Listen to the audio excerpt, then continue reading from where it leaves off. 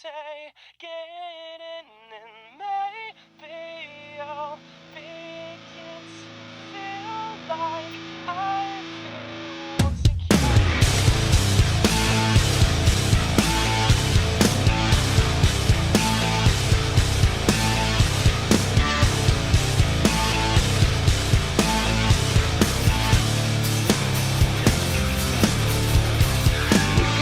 To war, to murder, to hurt, scorch the skies and poison the earth, and watch the stumbling at first and partially fix it all again. Time is cracked, the warning sirens have faded. It's coming, either hell above or heaven below. The board has been set, your bed has been made. On the edge, as you realize you can't eat your money. Hello everybody and welcome to COEW Wrestling episode 14. My name is Edward P. 22, your color commentator and main commentator. That is, not getting paid a lot as we already know. And Top is out here immediately representing the United States of America.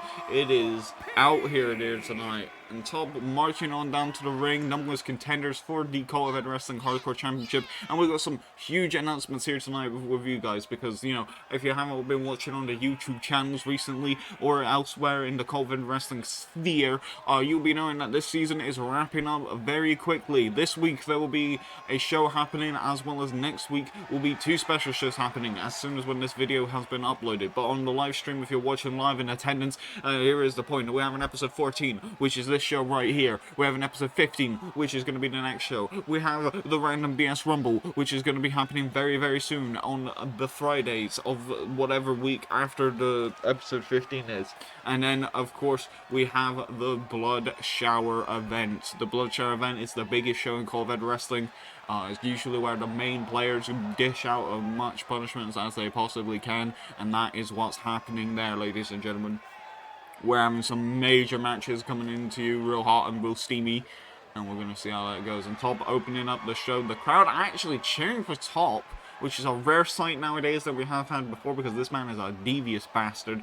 But he has won the number one contendership rights for the Hardcore Championship, which his buddy Edward P123 has. If you have not watched last episode of COEW Wrestling, we suggest that you go back and watch it. But Edward P123 has defeated CM Punk in the match that decided the whole war. They are not going to fight each other. Unfortunately, I can't say for the rest of the season because literally they can fight each other next season, but that's probably unlikely. CM Punk is not going to be able to challenge for that title for at least a good while. Both men are not really on the show because of their injuries, but that is besides the point. And this man Gunther now going to put Top in his place, trying to make him humble, as they say. But the most important thing to note is that Top is the number one contender. Edward P123 is the champion, and they will be fighting against each other at Blood Shower. They will finally have that special show match that they, well, not at Blood Shower, I'm sorry, Random BS Rumble. There's two shows back to back. They will fight at the Random BS Rumble event. They will be fighting in a death match. They both already know what's going to happen there. And that is 2 weeks away. And also, let's talk about Gunther real quick. Gunther not having a good season, losing every single match that he's been in so far. Even though he's putting in an impressive showing, he has been losing matches. This is a good opportunity for Gunther, even though it's near the end of the season, to get a win here. He can fight against a main event talent in Top, and Gunther got that strike range. He's got the height advantage on Top, but Top's got speed, agility, and also the cunningness to fight back with all that he has, and that's what he's doing right now. But immediately Gunther with a punch to the face, landing the stiff strikes, double drop kick, taking down Top straight down into the canvas. Top now on the canvas, immediately bare knees straight across the nose of Top, ass bomb straight to the sternum, and immediately we could see that Top may have a busted open nose from that knee strike straight to the nose, and Gunther immediately using his big mass to take down Top. Top is busted open on the nose area, as you can see there, a little bit of blood on there.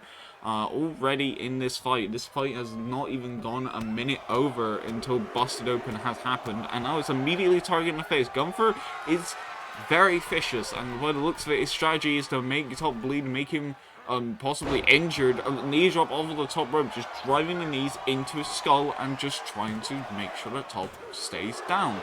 2 count by the ref. I think Top might actually be having a lot more worse effects than we thought, but swing blade takedown into the drop kick to the side of the head proves that Top is still in this fight. Quickly with standing shooting star straight to the chest of Gunther, and then quickly punching around the side of the head. Top has proven that he wants to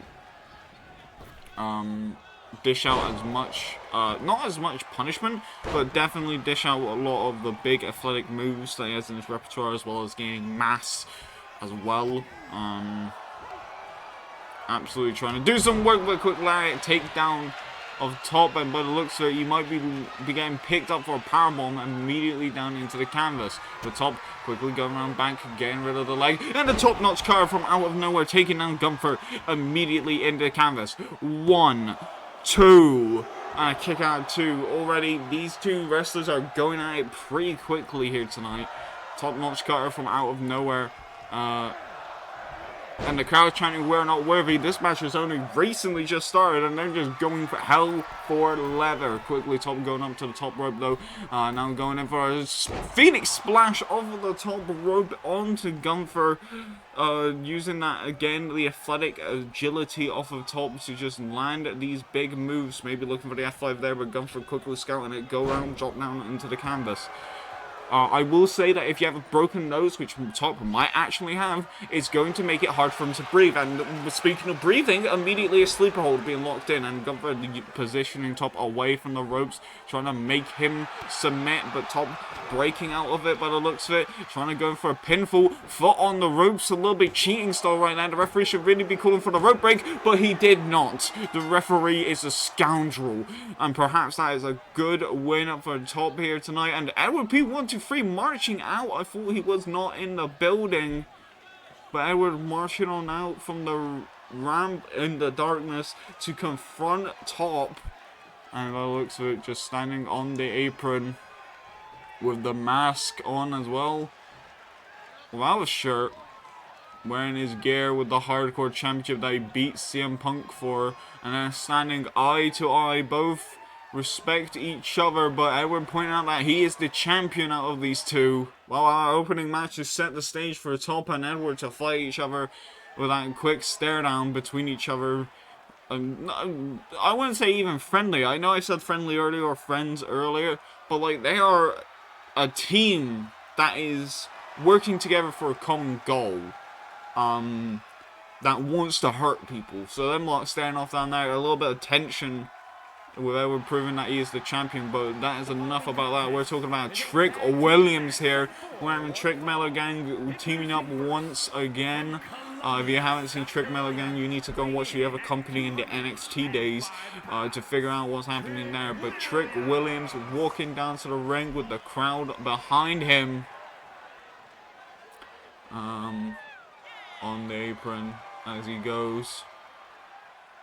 Going out first, they'll be fighting against the Golden Lovers. If the Golden Lovers win, that is a huge win record that they've had, that they can challenge for the DIY for the tag titles. And I don't believe that they could. They could definitely take on DIY with how much wins that they've had against the teams that they faced.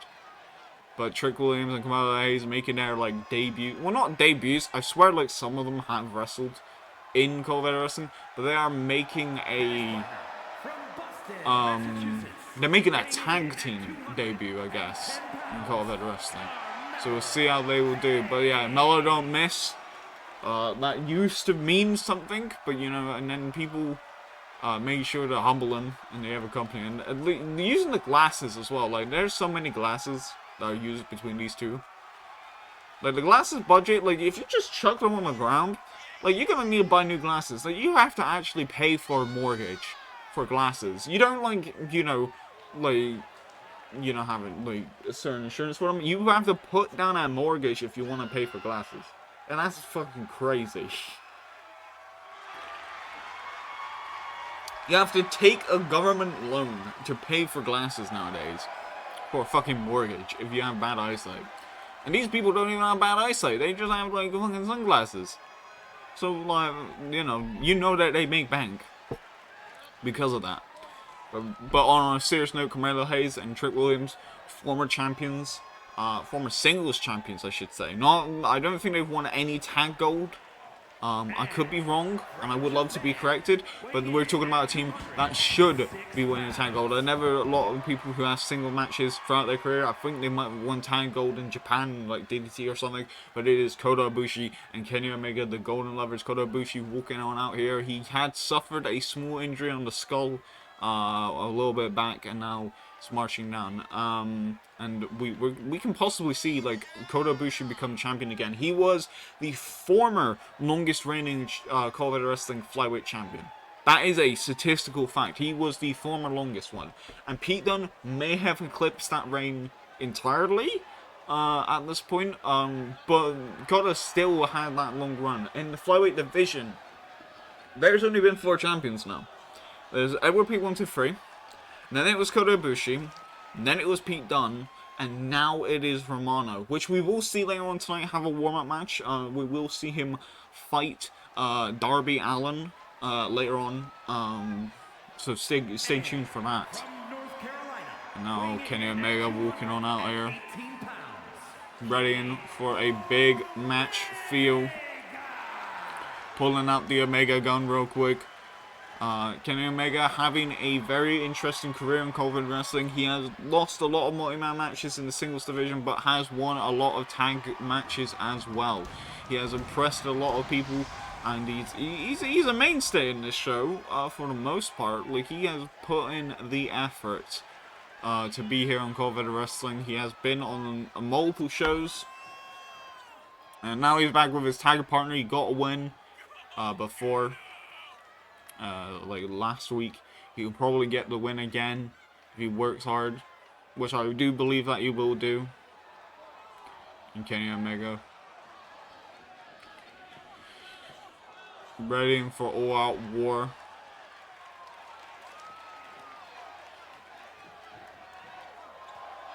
Loading up that gun before he pulls the trigger on his opponents. Bang. There we go. We have now got our tag teams in the ring. We have all of our teams. We have Trick Miller Gang versus the Golden Lovers. Let's fucking hit it. Ring that bell, referee. Trick Williams having the size advantage, but it looks like Kota Ibushi. Kota Ibushi landing some stiff kicks to the calves, but Trick Williams now using that punching background that he has from learning strikes and landing some of them big moves onto the sternum. Trick Williams being sent into the corner. Now the arms going across the ropes, trying to pull the ligaments out of the arms. Around chops in them titties of Trick Williams, throwing him over, a quick punch to the spine. And now trying to push him again into the corner before hitting a suplex. Bang, straight down into the head, into the canvas. The referee trying to get in between Kota Ibushi and Trick Williams, but that did not work. Stomping the arm. Kenny Omega now being tagged in, and we're going after Trick Williams. Trick Williams and Carmelo Hayes are the younger, newer wrestlers in this match. Not just in terms of COEW Wrestling, but in wrestling career length. Kenny Omega and Kota Ibushi would be the more veterans in this fight. They have more in-ring experience. But that should not deter you from how talented these two can be. It's just Kota Ibushi and Kenny Omega have been doing a good job so far at taking care of Trick Williams and tagging it in and out, changing the opposition, making sure that Trick stays down. But Trick bouncing back up immediately after that deadlift suplex and landing a nice flush suplex to take down Kota Ibushi. And Trick Williams now gonna throw Kota into the corner, into the tag corner, isolating away from Kenny Omega. Good strategy, pulmonizing the ankle. Kota limping there, trying to get a good neck breaker attempt, driving his head down. Kota Ibushi gets to the outside, and immediately that inexperience coming into play, just starting to be a little bit cocky there. You shouldn't do that when Kota Ibushi's around. Quickly tagging in Carmelo Hayes. Carmelo Hayes now getting into the fold. Snap suplex to Kota Ibushi. You shouldn't really be taunting when you're around Kota Ibushi. You should be getting the job done. We have seen that Kota Ibushi can have great singles acumen. And Carmelo Hayes using his athletic ability to take down Kota Ibushi there. Kota Ibushi definitely one of the more technical wrestlers in this fight, but also at the same time, Carmelo Hayes, Kota Ibushi definitely in the flyweight division. I would say Trick Williams and Kenny Omega would be more in the heavier side of things, but that's not saying much. In this perspective, all of these are very athletic wrestlers. All of them can do a lot of good. And now immediately trying to go in for the pinfall, and Kenny Omega immediately breaking it up. I don't know if that was necessary, but Kenny Omega getting in the ring anyway felt like it was, and immediately sent out by Trick Williams. Or not Trick Williams, Carmelo Hayes. I said the wrong name there. I do apologize. Carmelo Hayes going after the neck of Kota Ibushi, now kicking him into the spine. Now tagging in Trick Williams, actually Trick Williams. Trick Williams going up to the top rope. What is he planning? He's not planning to do a jump on the floor. He's waiting for Kota to get up before hitting a clothesline, not a crossbody. Now going in for the cover. One. And only a one count. That you need to do a little bit more to take down Kota Ibushi. He's been through the wars. Oh, okay. Well, that you need to do a little bit more to take down Kota Ibushi, and immediately Trick Williams dished that out in full. And Trick Williams now stomping down on the hands, trying to break the digits in the hand, tag banging Carmelo Hayes. This is almost the inverse of what happened earlier, at the start of the match. Carmelo Hayes taking out Kenny Omega. Probably as a little bit of a receipt for, attacking the back of his head. And now Carmelo Hayes again taunting when Kota Ibushi is, up and kicking. I don't think that's a great idea. But he might actually now be paying attention to Kota Ibushi. Kota Ibushi not doing anything on the outside there. I don't know why, but Carmelo Hayes is taking advantage of this. And I would say take advantage of this. I wouldn't say take out Kenny Omega completely, because you should be really focused on Kota Ibushi, but that's his own thing. Kota Ibushi is now going to absolutely destroy Carmelo Hayes on the outside. Alright. Big powerbomb on the outside, taking down Carmelo Hayes. Is a 6 count by the referee. 7 now is going to be thrown away. I think Kota Ibushi might be looking for the count out here. That's not a good idea for the opposite team. And now Kota Ibushi on the outside, breaking up the count by taking out Trick Williams. Carmelo Hayes slowly stirring. Quick running knee strike. And now code breaker on the outside from Carmelo Hayes to Kota Ibushi. I would say that Kota Ibushi could have got the win there, but Kota, I think, wanted this match to end in the ring and then went after Trick as well as a bonus. That's what I believe. I could be wrong. And a quick suicide dive, but again, Kota Ibushi seeing it. Carmelo Hayes flying for the sky, and then Carmelo Hayes just crashed and burned on the floor. That is no real padding there at all. And now it's just a 2 count again from the referee. The referee tried to get the action back in the ring by any legal means. 4 count. And now a DDT, the shady little DDT on the outside with the knees. This is 6 count. Carmelo Hayes, you need to stop taunting. You need to stop being a cocky little shit, because Kota Ibushi's now back in the ring, and now he's gonna hit you with a... Oh god, inverted Frankenstein. Well, there you go. Going in for the pin. 1, 2. Kick out at 2 right there. Carmelo Hayes with a quick Oran punch. Going in for a back drop on the not on the outside, inside the ring. I'll smack it over the chest again, taunting. I would not recommend doing that. That is the thing with Trick Miller Gang that I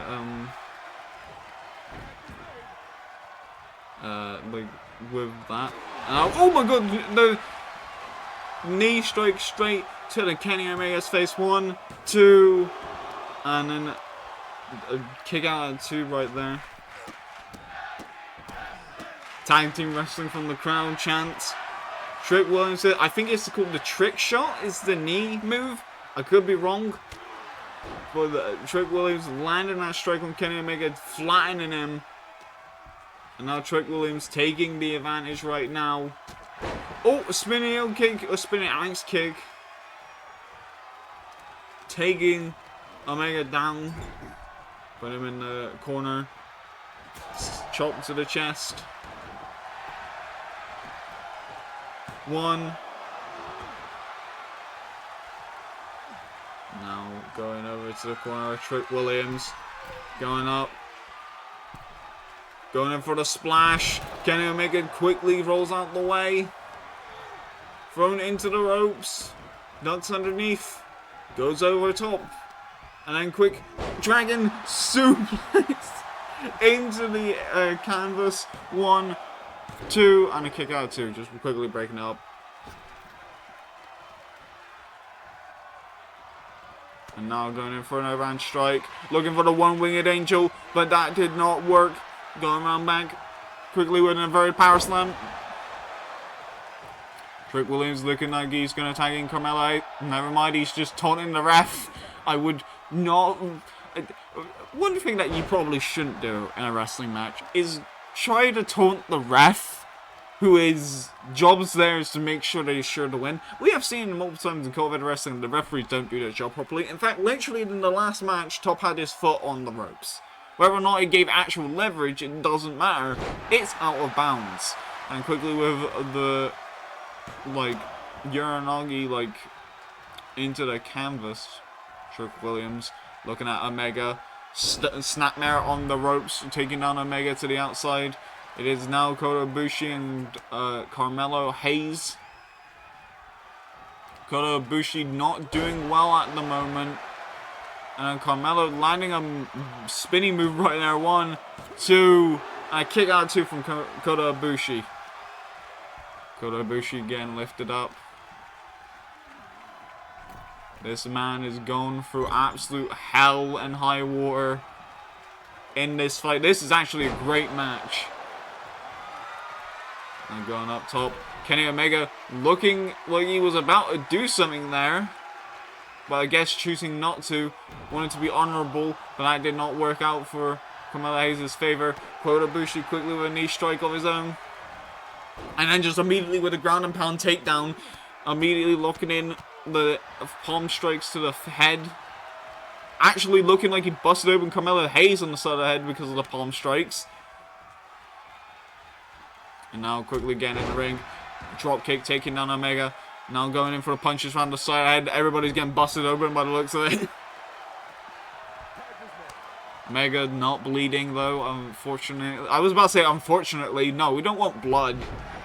Even though it's a wrestling match and blood means that you're doing significant damage, so I guess they would want blood. But that's besides the point. We don't want to risk people. Oh no! Powerbomb onto the ropes. Omega again going after Trick Williams, going after the knee, so then the trick shot cannot be hit.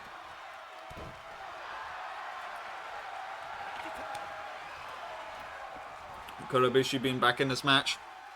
Going in, quickly with like a flip over into a DDT.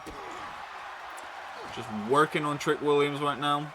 Throwing Trick over the ropes. If this match ends by countout, I will absolutely not be happy. Punching Carmelo Hayes. Kenny Omega going after Trick Williams now on the outside. This might have been their plan. Oh no, throwing Trick Williams back into the ring. Omega being like, no, we're not winning by countout. We're doing this legit. And you gotta respect that. And a quick, just a roundhouse to the head. Tagging in Omega.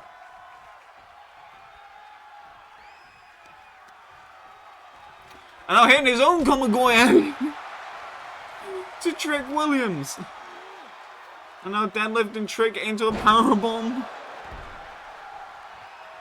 This man is a menace. Carmelo is on the apron waiting for his partner. He can't really do much here. And Omega's taking his sweet time. And now looking for possibly the Terminator. Going over. There we go.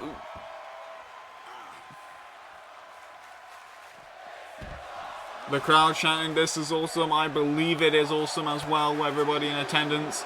Trick Williams landing a suplex now. I don't even know what he's doing here or what he's planning. But quick, Uranagi. We have a lot of loud fans in attendance that want Omega to win, and we also got a lot of people who want Trick to win as well. 7 count by the ref. 8. Trick, you need to get in the ring or this is a count out victory. Oh, Trick Williams managing to slide in. And now quickly going in for a DDT on the apron to Carmelo Hayes. Everybody just going for broke here. This is why tag team wrestling is important, man. And a trick shot being missed. Kota Ibushi, springboard, drop kick. The Golden Lovers might pick up the victory. Carmelo Hayes is nowhere in sight. 1, 2, 3. The Golden Lovers pick out the victory, and this is a assured way to say that they are the number 1 contenders for all of their victories that they're happening throughout COVID Wrestling. They definitely deserve a shot at the COVID Wrestling COVID Wrestling Tag Team Championships against DIY. Congratulations to the Golden Lovers here tonight. We need to get that cut sorted right now for Kota Ibushi. And now it's here for our 3rd match here tonight, and it's going to be our women's match here soon. Well, I say women's, it's only 1 match. We only have 2 matches of women's. But that is a thing that I'm going to say here right now. This is an announcement. When Season 5 happens, because it will happen at some point, the women's division is going to be gone, but not in the way that you're expecting. The women's will still be here, but we are merging the men and women's division of COVID Wrestling together. We are going to have it so then COVID Wrestling has actual intergender matches, because that's going to be happening, and that was the main thing that we wanted to do for so long. And now that is going to be able to happen in the next season of COVID Wrestling, and you know, we're going to see a lot of badass women take the stage and become like hardcore champions, heavyweight champions. It's going to be so fucking cool. I'm looking forward to it already. But Loki managing to walk out here right now, staring at the crowd and everything. Ready in for a fight. Now we're going into our next match here. Or not next match, just we're going into here and now we're waiting. And it is going to be Io Sky. Now these 2 women want to get some wins here. They haven't really appeared that much in COVID Wrestling Season 4. Loki, not really been in the full focus of all of it. But we shall see. And now we see Io Sky marching down to the ring.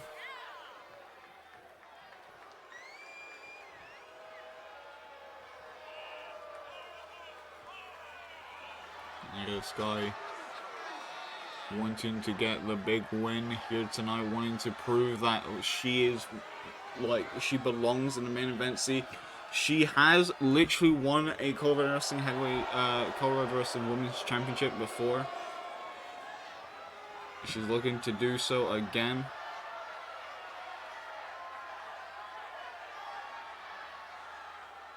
And as well as Loki on the outside there, former multi-time COVID Wrestling Women's Champion. And now they're gonna go and brawl against each other. Io has definitely got the... I would say that Io has the... I wouldn't say size advantage, because it's not. But like, I would say like the speed advantage, the quickness, the high-flying agility advantage. Whereas Loki's got pure strength and brawling expertise on her side. And Loki now going after the shoulder of Io and now just targeting the arm immediately. Stomping down on the shoulder again.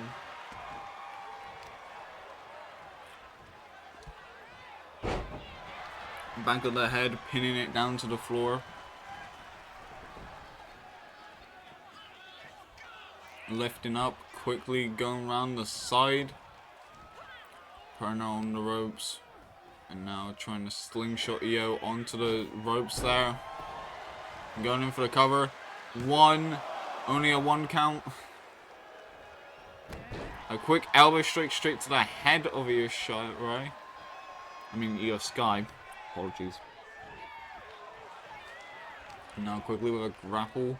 And this is what Loki needs to do. Loki needs to just keep Io in her grasps. That's all Loki needs to do. stomping down lots, going in for a drop kick, quickly taking down with the drop kick, lifting up, going around, going into the ropes, ducking down, jumping over, and now quickly going around, German suplex into the canvas, one. Only a one count though, only a singular one. Thrown into the corner. Now quickly going, an elbow I think was to the back of the head there, just grabbed hold of the hair and slammed Io down, I'm unsure. Just immediate cave in, immediately from Loki to Io, and Io flipping out of it. Going on underneath, a never suplex bridged to perfection earlier. And now a quick kick to the gut, and now just a slap across the face. Both of these women are having a brawl of their life, and that is something that you should not do with Io. Like, not with Io, with Loki, because Loki is taking the front of it. Like, literally, Loki has, well, I was about to say, Loki has not been hit for a while.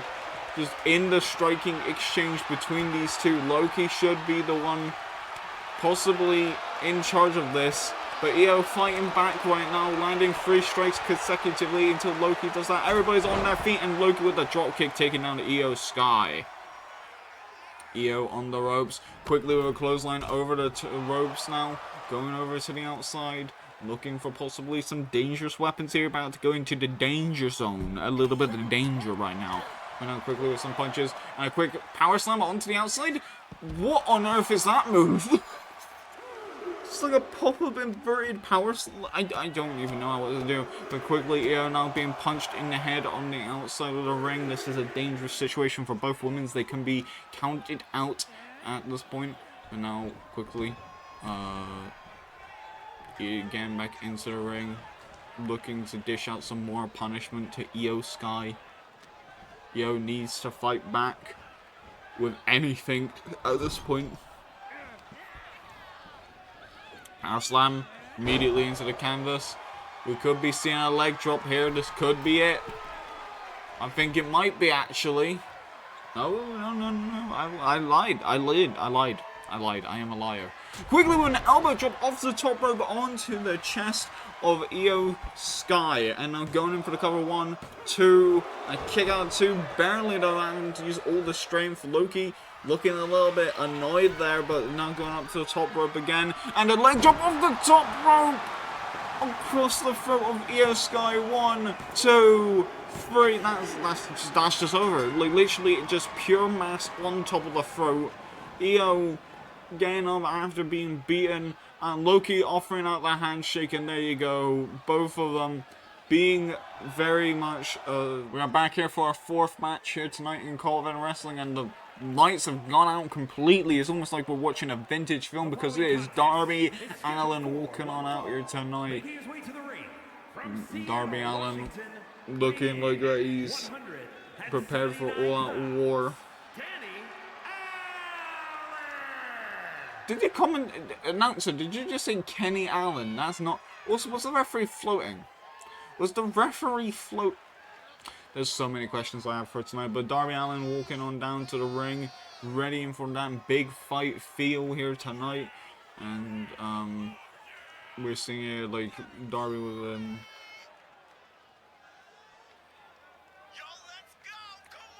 Darby Allin mentored by Sting. For like across the Ever Company with the 3 letters, not the big one, the second one. And now going into the ring, Darby Allin has actually wrestled in COEW Wrestling before. He has wrestled before. He was in the flyweight tournament, I believe. But now we're seeing that if he can fight against the man that is recently defeated Pete Dunne, the longest reigning flyweight champion. And that, my friends, is Romano. And if Romano coming out here tonight, we're going to see real quick.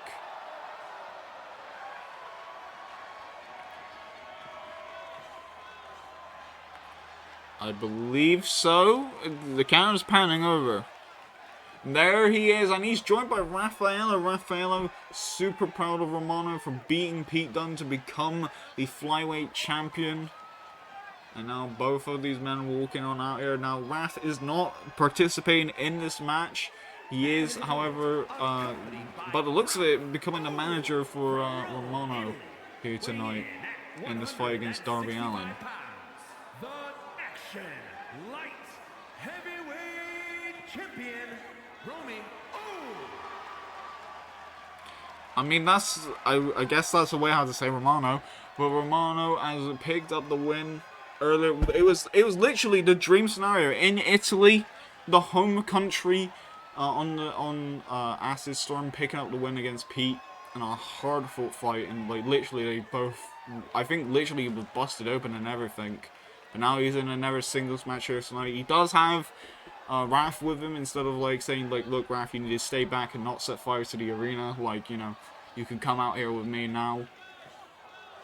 Now the champion, the newly champion, could he contain that winning streak that he got from beating Pete Dunne? We'll see here tonight. But quickly with a grapple there, Darby Allin trying to get ahead, but immediately Romano shuts it down, and now locking in the striking exchange. Darby Allin, very resilient, very much the sort of person who would I think he literally did Jackass, where he like had like a lot of things happen. I don't know if it's specifically Jackass or if it's something else, but Darby has got that thing where he will absolutely use his body as like a fucking cannonball to harm his opponents, and has no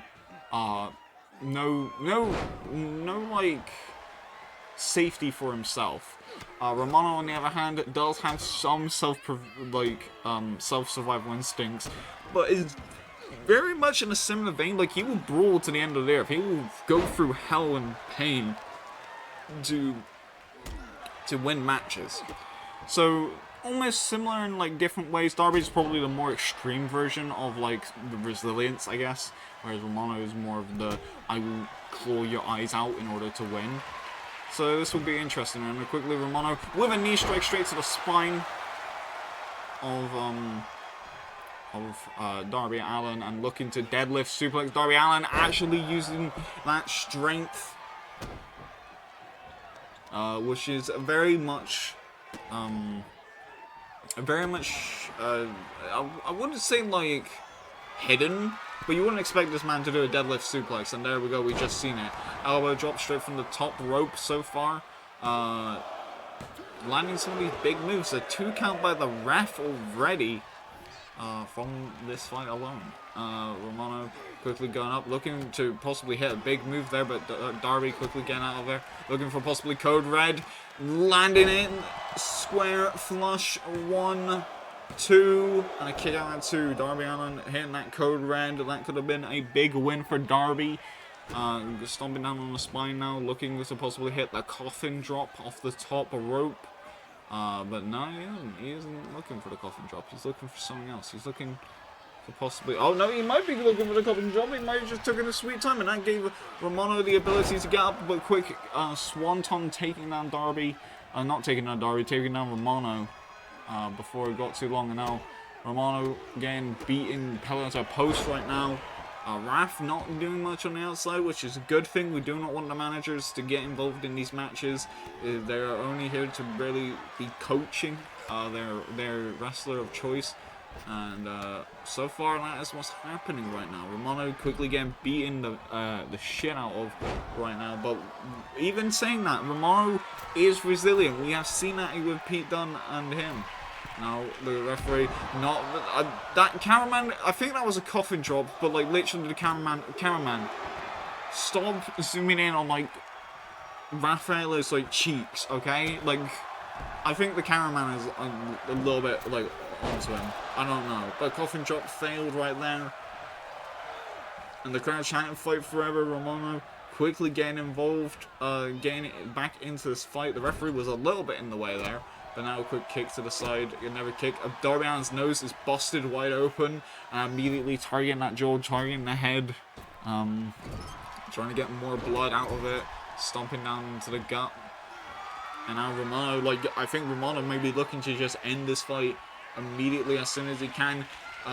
Going in for the Kamagoye, standing style, knee strike straight to the jaw. That was what knocked out Pete Dunne at Acid Storm, and it knocked out Darby Allin here tonight. Just one knee strike straight to the jaw, unprotected, and that's how you do it. And a big hug celebration right in the ring. between these two. Congratulations for Ramon for picking up the victory. He will be facing at the Random BS Rumble Ricochet, and he did so well in his warm-up match here tonight. Our next match here tonight is going to be Chris Statlander proving why she deserves to be the one to challenge Sparkle for the COEW Wrestling Women's Championship, and she's coming out here tonight. It is Saturday night. Even though it's not Saturday, it's Sunday, but you know, Saturday night for Chris Statlander, and that's why Chris is here with the big pyro and all. Marching her way down to the ring. Chris Statlander will be fighting against Shayna Baszler, and whoever wins this, you know, they have a right to go, you know what, Sparkle, I want a piece of that title, because they have both beaten Sparkle Siren before. Shayna beat Sparkle in very quick fashion via count out, and Chris Statlander on the last week's episode did win as well, so like whoever wins here has an argument to go after her at the Random BS Rumble. So that is what is happening right now, and Chris Statlander looking very much miffed.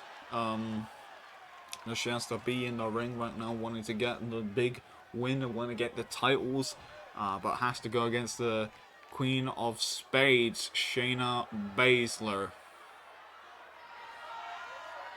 Shayna's there. There we go. Shayna Baszler marching on down to the not apron, down the ramp.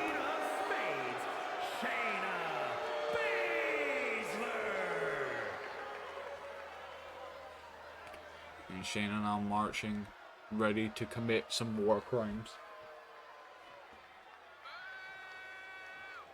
Crowd booing Shayna all the way down to the ring, probably because of... So banned, really? You're gonna say Shayna's banned after beating the heavyweight champion? Well, the crowd already hates her, as we can see right here. Very much biased in all regards.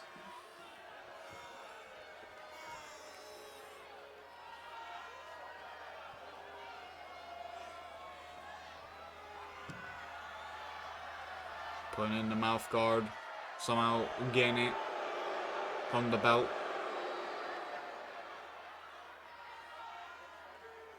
And now it's time for the big fight.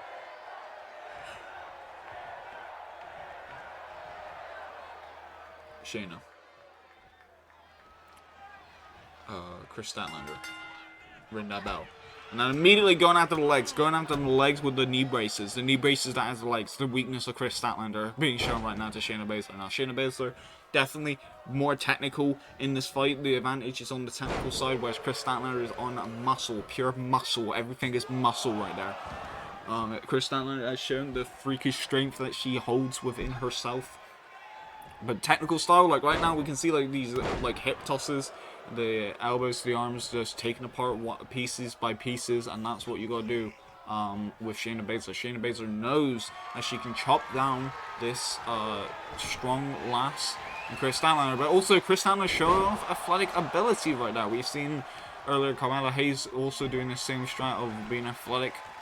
But, you know, it's not the end-all be-all. Quickly kick to the gut right now, a little bit of a punt. And now going again and just punting the shit out of that tummy of Shayna Baszler. Now, the way out Chris Statlander's got to try to stay in this fight is just to keep on top of Shayna. Do not let Shayna get a single bit of offense, and that's what she's doing. She's doing that to a highest degree standard, and I do appreciate that so much. But now kick out 2 on the highest degree, and now we're going to see how this is going to go. Going around the side, looking for a quick power slam, maybe. Yes, we did. Now going in for a punch. The punch did not land. Quickly with a spear, take down into the mat.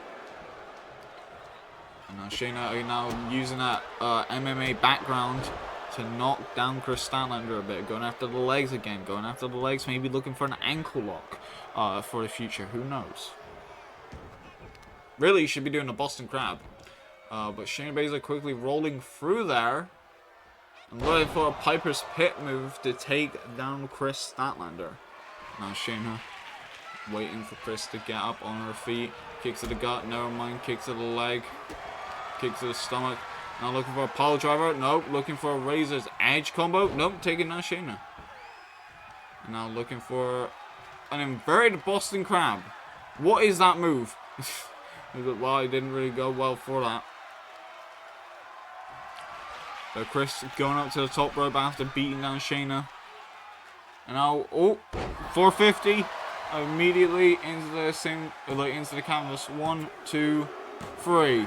And the 450 was just it to take out Shayna Baszler. Chris Statlander picking up that quick, easy win for herself.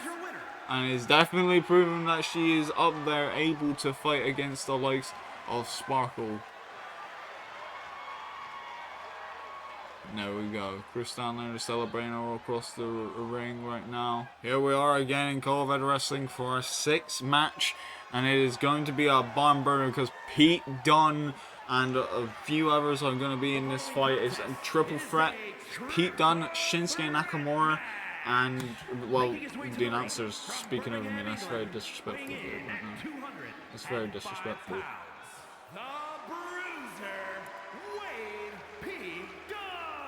So, as I was saying before, rudely interrupted right now, Pete Dunne and also Tommaso Ciampa and Shinsuke Nakamura, all vicious bastards, are all going to be in this match. Shinsuke Nakamura, the FU briefcase holder, he has...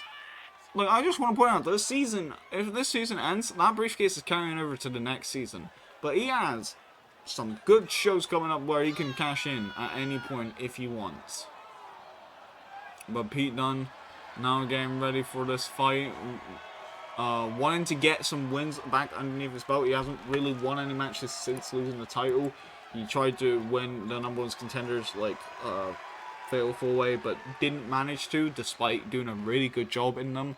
And he's now looking to possibly get another win up soon, and that's what he's wearing here. He's fighting for his chances to get a title match. Now Tommaso Ciampa walking out on stage, holding on to that title. Representing DIY as the tag team champion across almost the entire season. He has been the COEW Wrestling Tag Team Champion.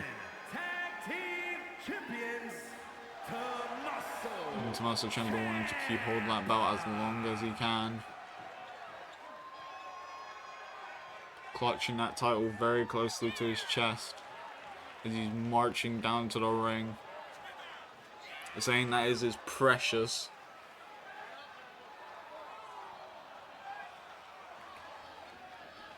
But yeah, Tommaso Ciampa, while holding on to that belt, he is the champion. But if he gets a singles win here, that's going to put like some good momentum into his career. He's going to put some really good momentum that could be useful down the line. Well, as we can see, holding on to that title means everything to him, as well as his tag team with Johnny Gargano. And Pete Dunne doesn't give a shit about like the tag titles. He wants to just beat the fuck out of everybody in this match and get potentially a shot at the title. And the Round of BS Rumble, all of the wrestlers that we've seen so far could be in it. All of them. It is a 30-man Rumble that will be happening. Now going into this is Shinsuke Nakamura with the fuck you briefcase, the FU briefcase. Marching on down to the ring.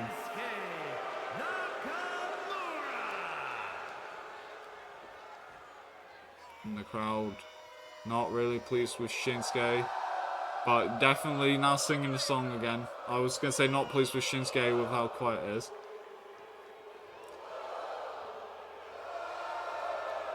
Shinsuke, even like I said earlier, Shinsuke, if he doesn't cash in by the end of the season, that carries over to the next season. He has that briefcase until he cashes it in. There is no way that briefcase is getting out from underneath him, and he has that chance to cash in at any shot, any chance, at any time. There is even a chance that he could cash in the main event tonight to make it a triple threat match, or before. Like, well, I don't even know how you would do it before. You can cash in before it, I guess, or after it. He could cash in to get that title shot.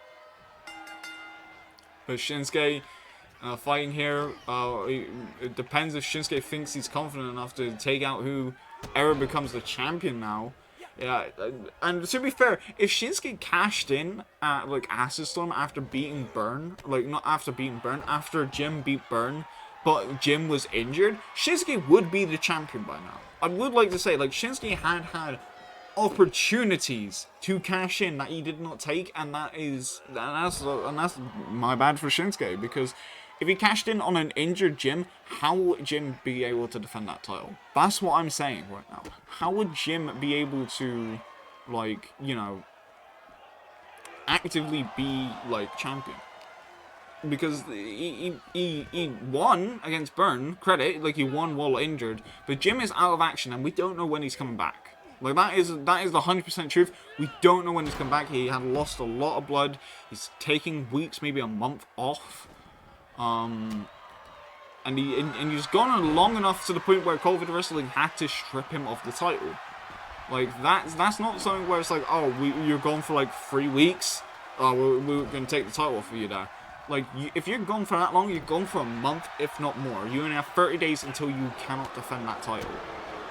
And, like, you know, Shinsuke, if he just cashed in at that time, he would have been champion by now. He would have been able to fight for the title. But currently, he didn't do that. He didn't do that. And I don't know what Shinsuke's plan is, but Shinsuke is planning to become champion of COEW Wrestling. He's been the nearly man in Season 3 for so long. He's been the nearly man in, like, a lot of seasons, actually. And this could be, like, a big thing. But Pete Dunne now looking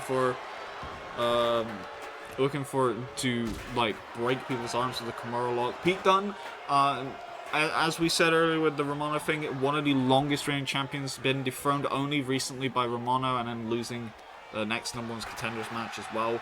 Pete Dunne still being a tremendous talent, just seemingly focusing on the heavyweight title. He wants to go after a different gold. He doesn't really want to go after the one with Romano. He has given his respects to Romano for, you know, even though he underestimated him, he said, like, look, I respect you and stuff. Like, I'm done with the flyweight division.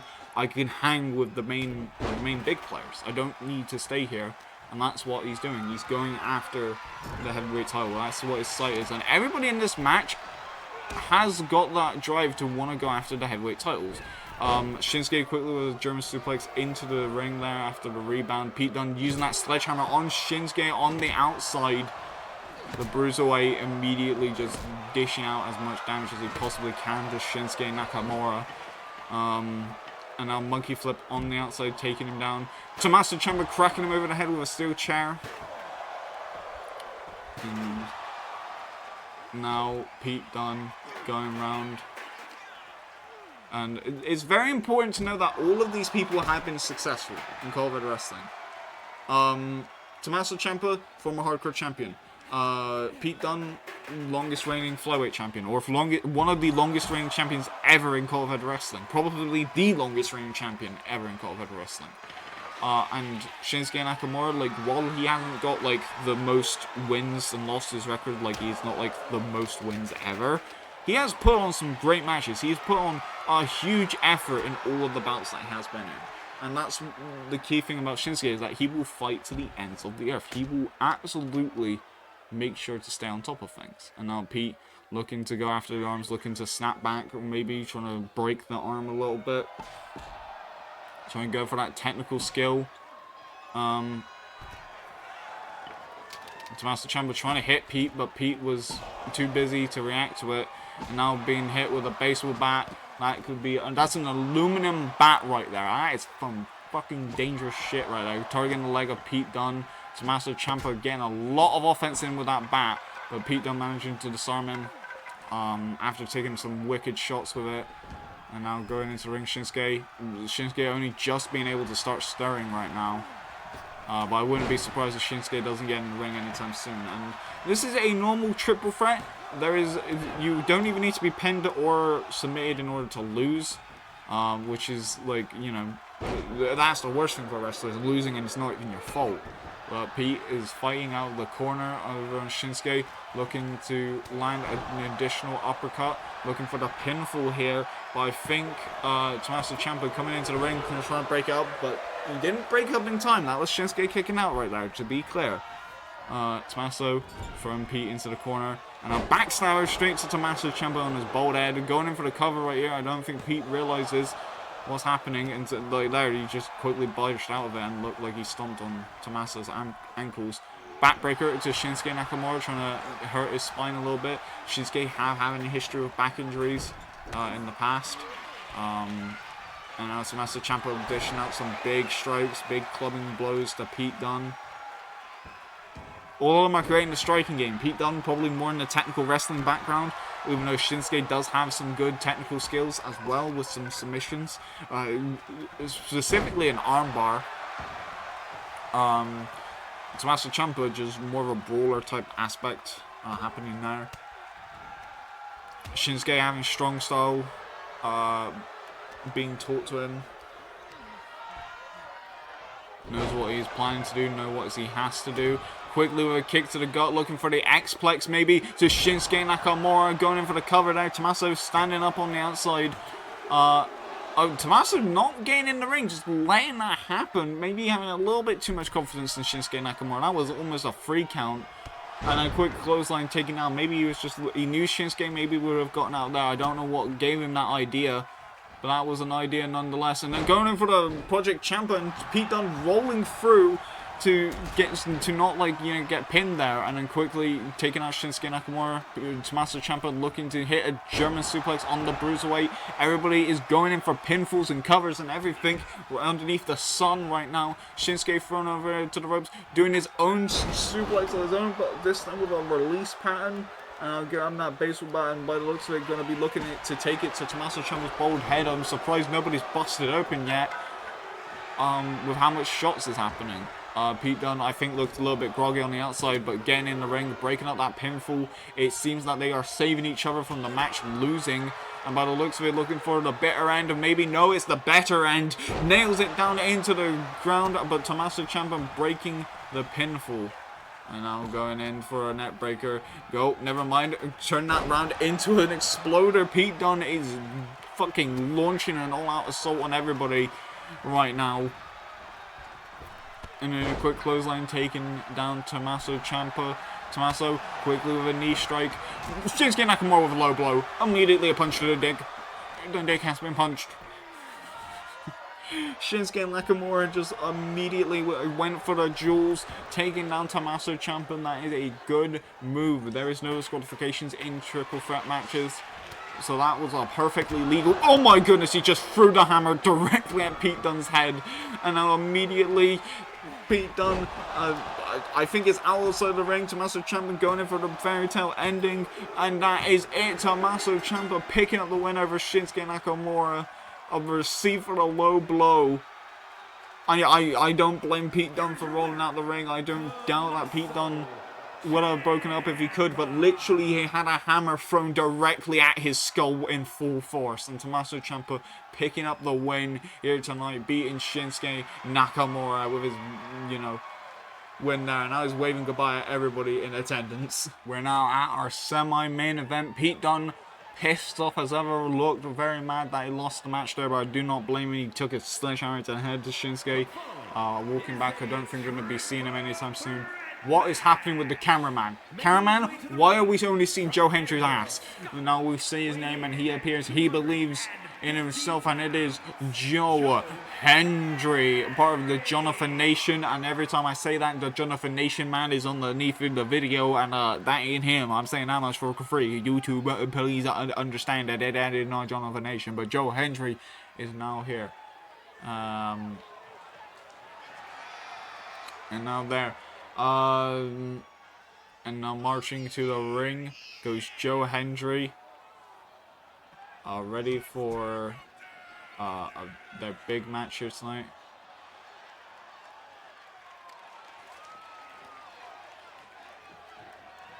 Joe Hendry not really picking up that many wins in singles competition. I don't believe he won a singles match in singles competition, but has won tag matches with John Cena. Now John Cena is not here.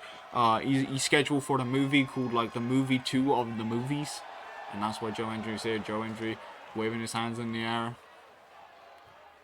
You said his name and now he appears. But now it is time for our next contestant to come on out, and it is the aerial assassin, Will Ospreay. And Ospreay is coming out here for a big match here tonight. He wants to get the win. He wants to get like a huge winning opportunity here tonight.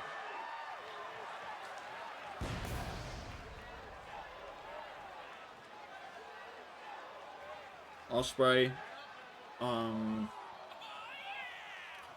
Ospreay, I mean, like, he's had a great wins in the tag division, not so much in the singles division, but has been putting on some barn burners. So Ospreay getting a win here is definitely going to do good for his career. He's definitely got like the start of his COEW wrestling. Well, not start. Last season he was here as well, but he's definitely getting down the fact that he's here to stay. He's here to hit the big moves constantly.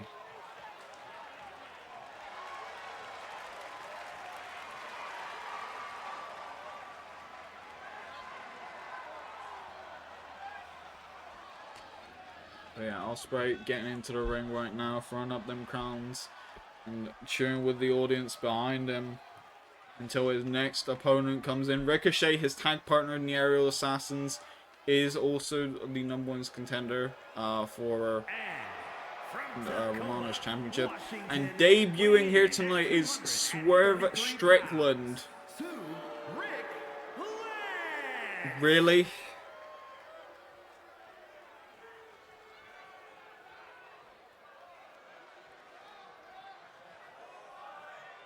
And Swerve making his debut here. Former world champion in the other company. And Swerve just being confident right now, marching on down to the ring.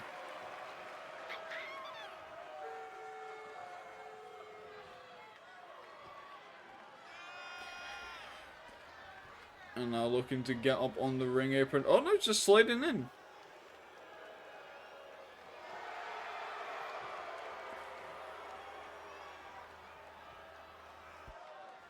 Swerve. If Swerve gets the win here, like, I don't think he will be able to get a title, but getting, like, a debut win in COEW Wrestling, and, like, you know, setting up a, like, beating, you know, Joe Hendry, Will Ospreay, whatever, like, this is a good first step if he can get the win here tonight, and we're going to see how well he can do in this environment. We have seen before that great wrestlers in every company fall short in this one, so we will see if that is the case for Swerve Strickland or not. But the bell has been rung. Joe Hendry going after Swerve by the looks of it.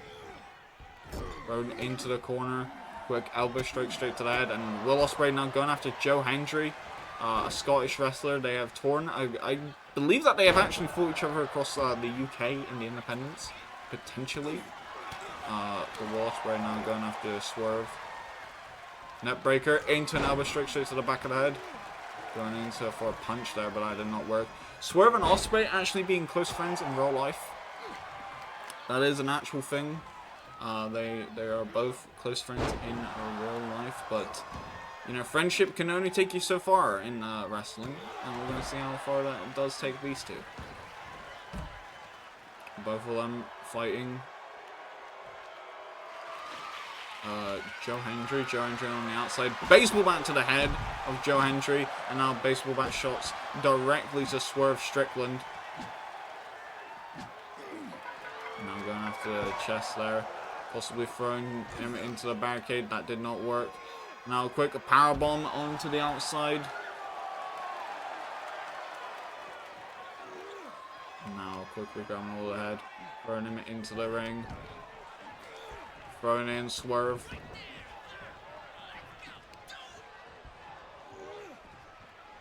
Now going in for a quick code breaker right there.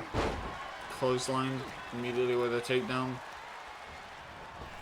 Turn out the ring.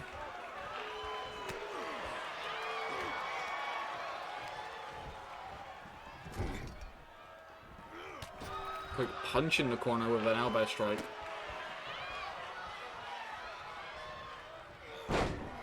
And a quick Hurricanrana takedown of Joe Hendry.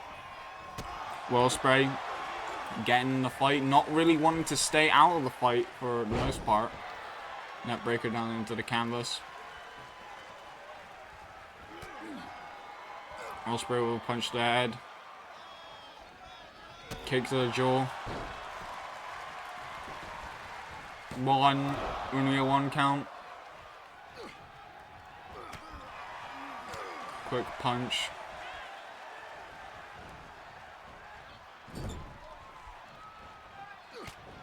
Elbow straight to the face. Knee strike, takedown.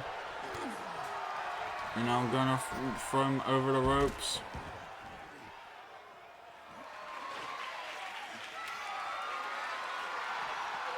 And then, oh, a quick tackle to the leg right there.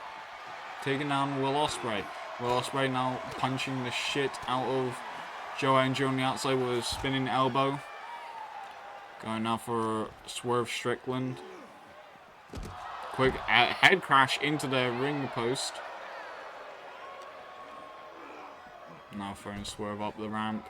Going after Joe Hendry. What was the plan of Will Ospreay? Dropping him headfirst onto the barricade. By the looks of it, Swerve not happy that Ospreay throwing him up the ramp. Taking him around.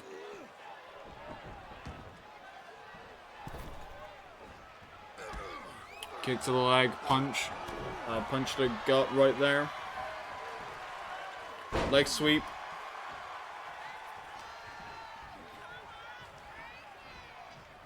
Put on the ropes. Now Swerve looking to hit a big dive on the outside potentially. And by the look, Swerve and like Ospreay's not stopping Swerve at all while this is happening. Just standing in the ring, waiting for Swerve to do his thing. And now immediately going after Swerve with a kendo stick. Swerve needing to possibly find a way to get back into this fight, which I think Joe Hendry just gave him the opportunity to.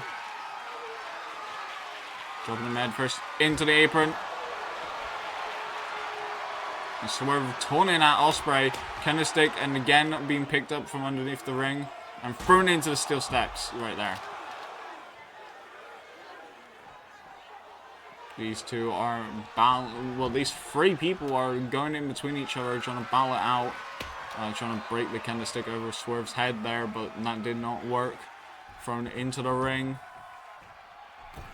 Joe Hendry inside the ring, backdrop onto Will Ospreay's neck. Swerve going from behind, Poison Rana.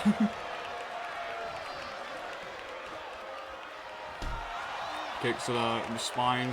Will Ospreay quickly with the drop kick and that did a backflip. Throwing Swerve across. Swerve says no. Kicks to the gut. Now going in for a moonsault there, but I think it was broken up by Joe Hendry's move. So Ospreay quickly took down Swerve, but Joe Hendry standing tall out of all of that.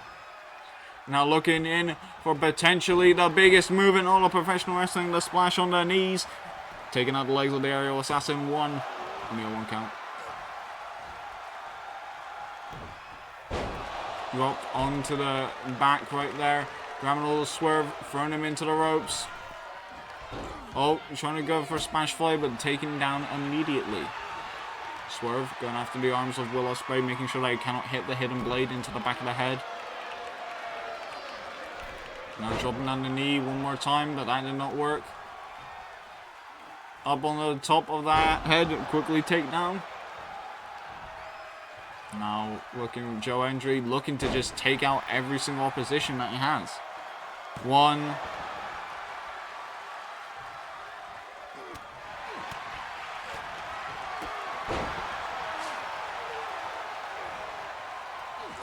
Now trying to go after the hammer right there. Joe Hendry quickly with just throwing Will Ospreay onto the sledgehammer right there.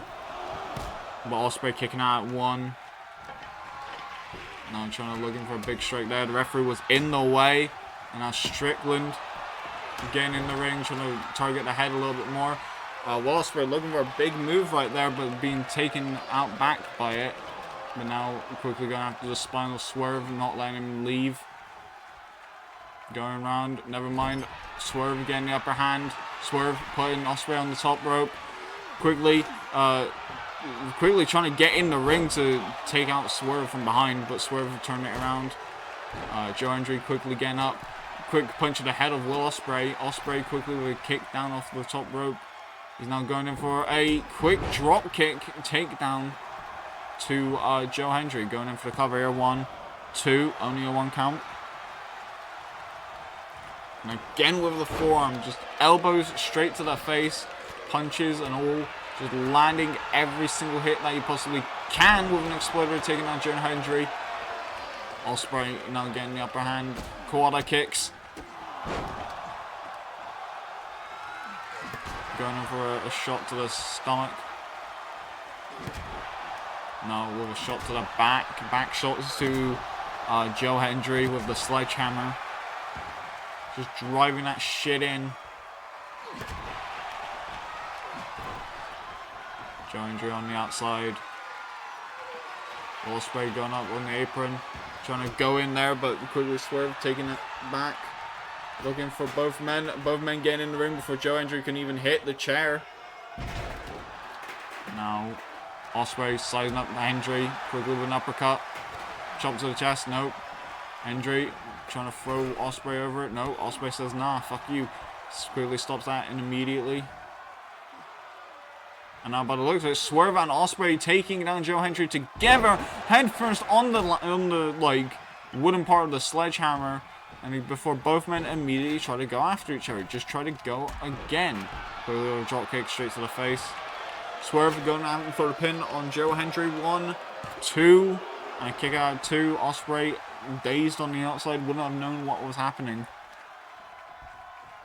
Swerve looking for the house cool, nailing it onto Joe Hendry, and a quick baseball back to the spine was what the difference maker was, and he's going for a pin on Joe Hendry. The house call was probably what put away Joe Hendry, and it was, but Ospreay picks up the win via Swerve's work, and Swerve not looking impressed at all with that, but Big Bill, or not Big Bill, the Billy Goat, managing to pick up a huge win here tonight by taking advantage of the situation, using that baseball back crack across the spine in order to get the win. And there we go, Will Ospreay celebrating his victory with the fans here tonight, even though Swerve looks very pissed off up the ramp.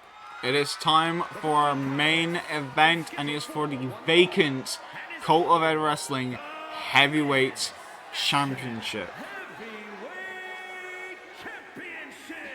I've already said that, you don't need to repeat after me.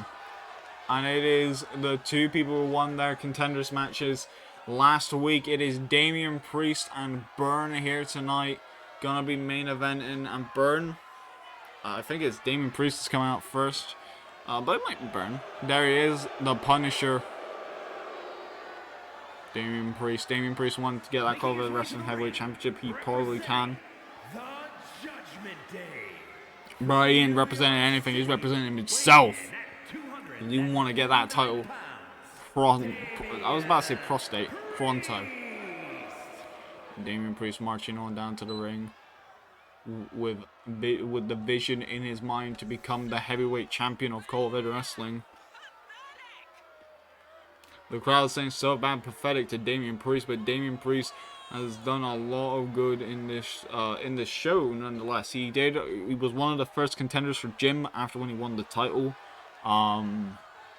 He's always been able to win these sort of contenders matches.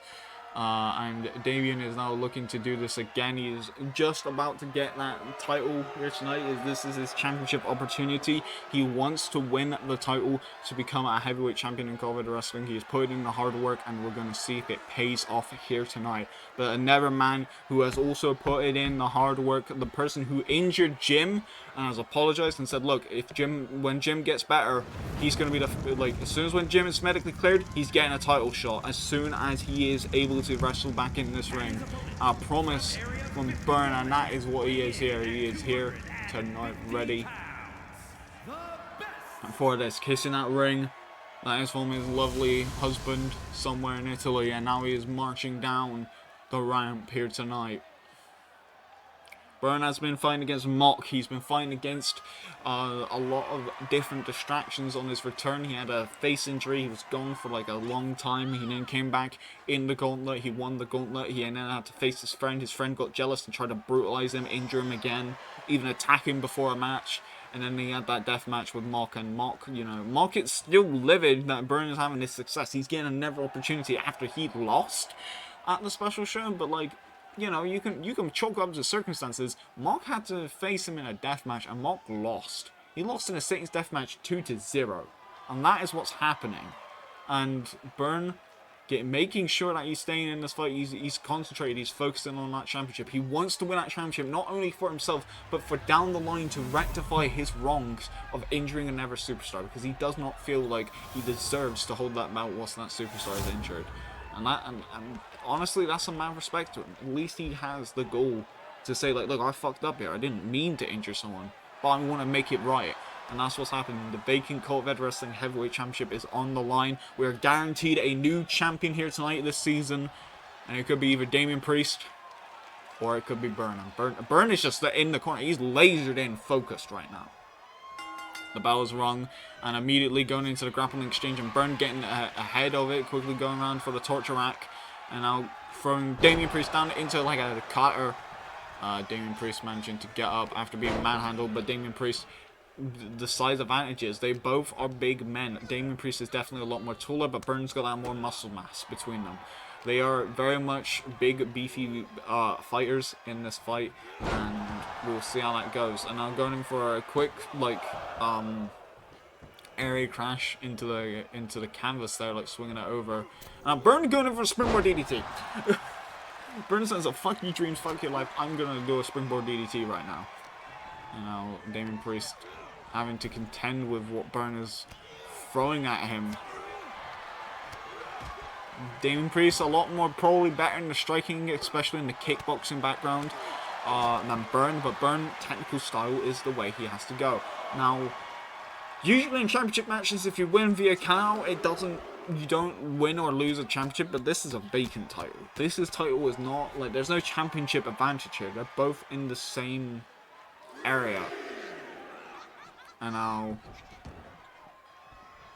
trying to get into the ring. And Byrne taking the advantage here. Both are wearing purple. Who is the most purpliest of purples? Some people have said online. We'll see who is the most purple out of the two. Now going in for a splash, going in for that clothesline off the top rope. Byrne is making sure that Damian Priest is staying down. He is going on top of him, and we have seen this like new aggression from Byrne. We haven't seen it like I wouldn't say that we haven't seen in him. We have seen it in other wrestlers, but like Byrne has been very aggro. He's been staying on top of his opponent. He's not been like letting his opponents able to like do like these silly things. He's not been distracted on like I wouldn't say ever matches, but like ever situations, like taunting, for example, like we've seen with Carmelo Hayes and Trick Williams. He's not been doing that. He's always been on his opponents, and he's always been grinding them down. We have seen that Damian Priest is now back in control, but that was because of an error of like letting Damian Priest, you know, like he's walking over to the ropes probably to get purchase on something, but you know, shit happens. Damian Priest now letting up on this, like at the moment he's not letting taunt get in the way. He's not letting the fans boo him in attendance happen right now. Damian Priest is focused on the task at hand. Byrne with a kick up though. Quick agility being shown by Byrne, and immediately trying to go after Damian Priest, but Damian Priest going after the legs, taking down Byrne immediately. And now Byrne with a quick roll through. Byrne just immediately like, no, I'm gonna take you down, like not wasting any time whatsoever. Even with Damian Priest trying to get out of there, now just grinding the elbow into the side of the head. Damian Priest getting a kick shot to the kidney right there, and that kidney shot could be very fatal in this bout if Damian can capitalize on it. But Byrne managing to hit again that springboard DDT. We have seen a bunch. Hooking the leg away from the ropes, that is a good idea for Byrne. That was close to the ropes, that could have been a rope break, but hooking the leg away from the ropes definitely gave him a little bit more time. Damian Priest now going in for a little bit more offense with his own kick up there. Now 5 count by a bunch of punches and kicks, and I'm going in for the cover. We're going to have a 1. And only a 1 count. It's only a 1. There's only 1. Now going up to the top rope. Damian Priest with a spear off of the second rope. I shouldn't say top rope, it's the second rope, but spear off of there anyway. Trying to discombobulate Byrne. Maybe looking for another clothesline, but Byrne again taking that advantage. Every clothesline there is, he just quickly ducks underneath it, kick to the gut, and now is taking back over. That is what Byrne does. He is making sure that he is staying on top of things, and that's what you need to do. Burn with a quick tackle to the outside, taking down Damian Priest and immediately going after him. He is not letting the referee count. He's not letting anything get in the way. No precious seconds lost. Immediately back in the ring. He taken out. He made him crash on the outside. He made him take a big bump, and then now he's going back into the ring. And now a big splash on the spine of Damian Priest. On the spine, nonetheless. And I was looking for possibly a big move, maybe looking for an armbar attempt there, but Damian Priest managing to counter it. Looking for something else now. Maybe stun gun there, taking him up, and now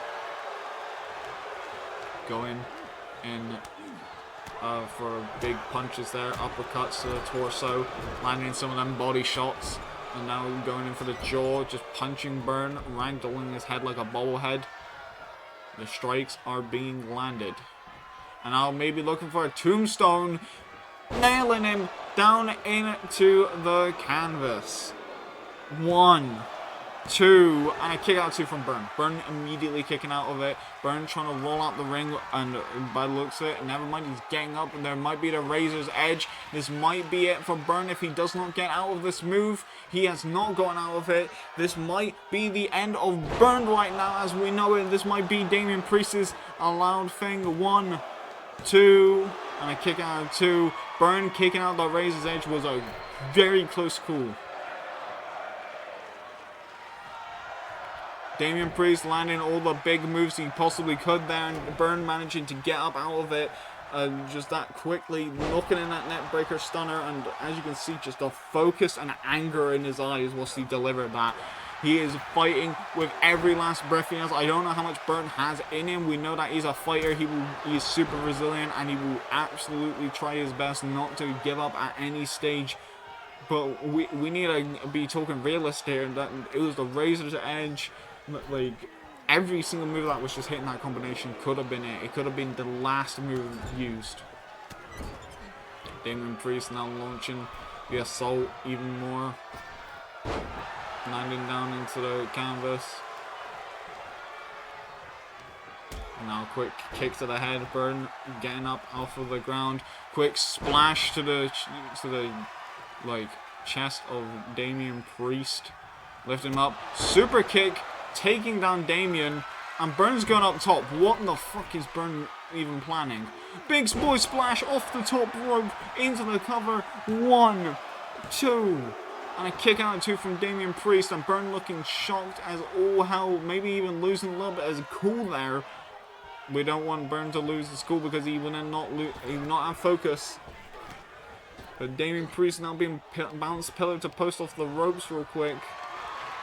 And Burn looking for a big move, looking to target the spine of Damian Priest as he has been. And then now going around the back, going around to the legs, break his knee a little bit. Burn needs to focus on the match. He needs to stop taunting. You need to look at your opponent, because if Damian gets the advantage, you're done. And I'm going in for another DDT, and he missed. He missed. He wasn't focused. He wasn't clear thinking. Damian Priest is still groggy. He still has the chance, and he rectified it with a chop to the chest. Now the striking exchange between these two.